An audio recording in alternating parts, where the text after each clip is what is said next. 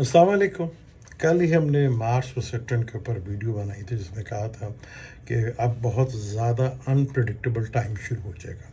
जो आप सोच भी नहीं सकते वो चीज़ें होना शुरू हो जाएंगी, जिसकी आज आपने देखा कि पेशावर हाई कोर्ट से पीटीआई को बहुत ज़्यादा उम्मीद थी कि उन्हें शायद वहाँ से फेवर मिले, तो उसके बिल्कुल बरक्स आपने चीज़ देखी कि उन्हें वहाँ से बिल्कुल कोई उनका फेवर्स का फ़ैसला नहीं हुआ।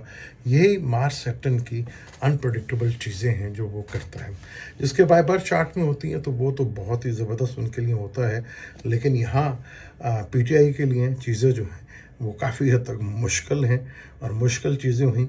और वही अली अमीन गंडापुर जो शहबाज शरीफ को वज़ीर आज़म नहीं मान रहे थे, कल वो उन्हीं के साथ मुलाकात कर रहे थे।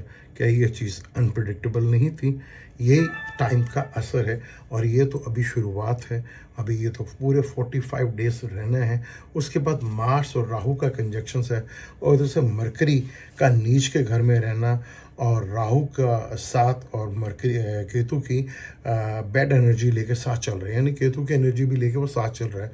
आपको बहुत सी इन्फॉर्मेशन ऐसी उल्टी सीधी मिलेंगी, गलत मिलेंगी, ऐसे ख़बरें मिलती हैं जो आप यकीन करना मुश्किल होता है। आज ही की है कि मियां नवाज शरीफ साहब के दो बेटे वापस इंग्लैंड से आए, जिन्हें पहले कहा जाता था कि वो नेशनल हैं ब्रिटिश, लेकिन आज उन्होंने कहा कि नहीं, हम तो पाकिस्तानी पासपोर्ट रखते हैं, पाकिस्तानी पासपोर्ट में हैं।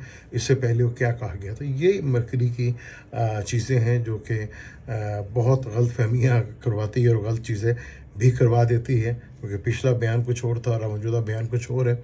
और यही मार्च सेप्टेम की अनप्रेडिक्टेबल चीज़ें हैं।